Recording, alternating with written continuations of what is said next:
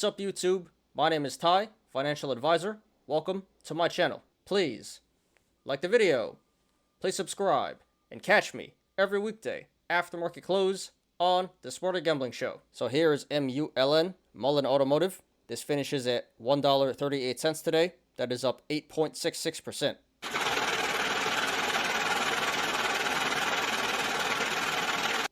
Winning. So this made top 10 on StockTwits today. I believe it was number 3 after SPY and AMC had over 4,000 mentions. So once again, we're going to analyze Mullen. So we actually talked about this stock not too long ago, last week, when the CEO did his media tour, did a few interviews. But over the weekend, we had some pretty big news. Mullen is officially going to be added to the Russell 2000 and 3000 indexes. So that was very bullish news. Market really liked it, and it definitely adds a lot more legitimacy to this company.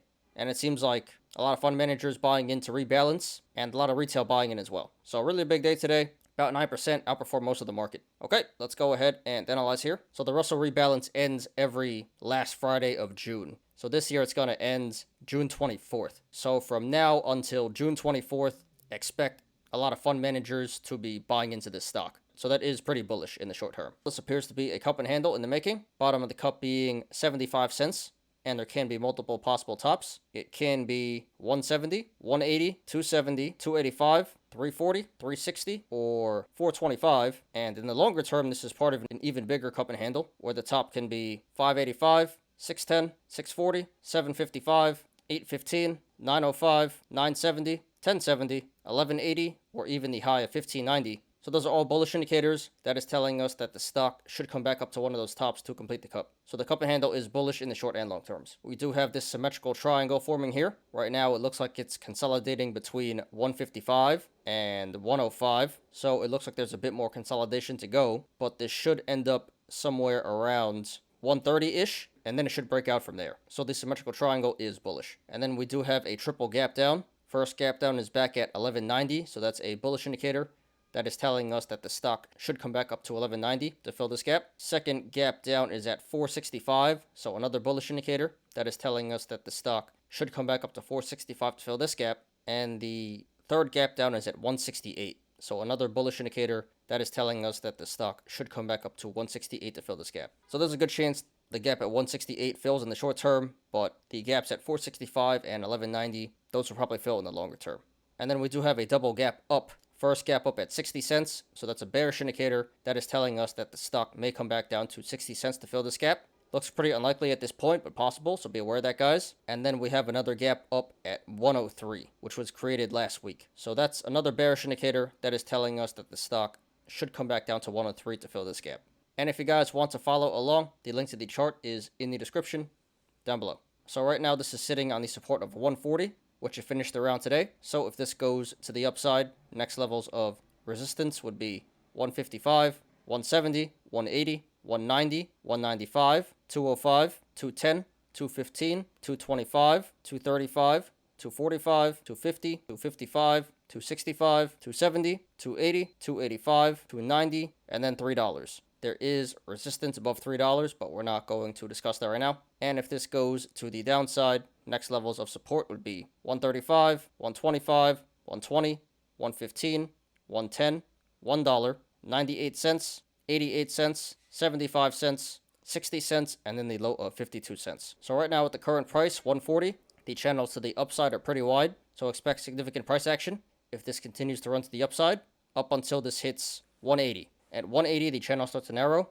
so expect a significant decrease in price action if/when this breaks 180 to the upside. And then after 305, the channel starts to open up and get wide again. So from 140 to 180, big price action. From 180 to 305, regular price action. And then above 305, big price action again. And to the downside, the channels are pretty decently sized, so expect a regular amount of price action up until this hits $1, and then the channel starts to open up and get really wide. So from 140 down to $1, regular price action, and below $1, big price action. RSI is currently at 54. That is very average, a little bit above average. So according to the RSI, the current price of 138 is around fair market value. Maybe it should be a little bit lower. And this did 120 million in volume today, way above the average of 29 million. So this pump today was confirmed by the volume. Okay, guys, just my opinion, not financial advice. So I've been skeptical about the stock for a while, but the addition to the Russell 2 and 3000s definitely adds a lot more legitimacy to the stock. Personally, I'd still stay away from it, but based on the technicals,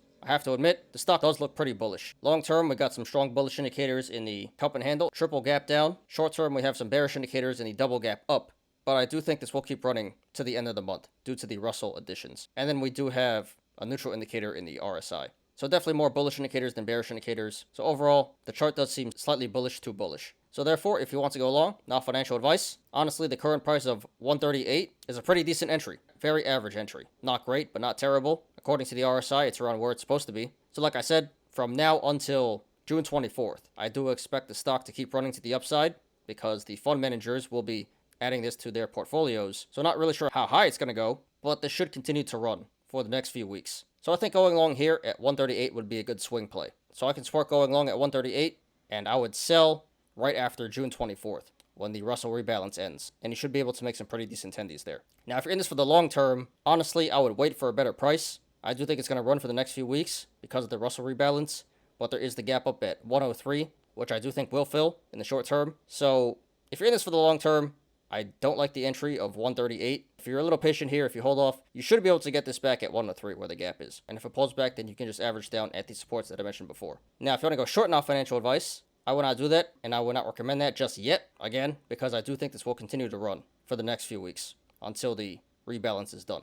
So again, not sure how high this is going to go, but it should continue to run to the upside. But after the rebalance is done, after June 24th, I think that would be a good entry, wherever the price is then. So 138, not a bad entry on the short side, but give it a couple weeks here, wait until after the rebalance is over, and you should be able to get a better price. And I do think this will come back down to $1 to fill the gap. So already from the current price, 138, that's about a 30% downside. But if you hold off for a few weeks here, you should be able to get an even better one. So I would support going short, just not yet. Short this after the rebalance is over, and there should be some pretty easy tendies to the downside, at least 30%. All right, so pretty straightforward, guys. Great news over the weekend. This is getting added to the Russell 2 and 3000s. Definitely the main reason why the stock is pumping so hard today. Fund managers buying in, retail buying in. Stock looks really good in the long term. In the short term, this should keep pumping up until June 24th when the rebalance is, and then I do expect it to pull back. So if you want to go long, the current price is a good entry to swing trade. I would just hit the sell button. Be sure to take your profits. If you're in this for the long term, I would hold off to $1. This should come back to fill the gap there. And if you want to go short, I would hold off for a little bit, wait until the rebalance is done. 138, not a bad entry, but you should be able to get an even better one. And that should be at least 30% to the downside if/when this fills the gap at $1. So there's an opportunity to make money on both sides here. Bulls make money, bears make money, pigs get slaughtered. So congratulations to everyone who made money in the stock today, and good luck to everyone currently in the stock and to everyone looking to take a position. This is MULN, Mullen Automotive. Thanks everyone for watching today. I appreciate you guys. Please like the video, please subscribe, and catch me every weekday after market close on the Smarter Gambling Show. You apes already know, diamond hands to the moon.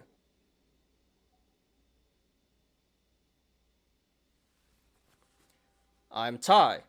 This is Smarter Gambling. See you guys tomorrow. Peace out.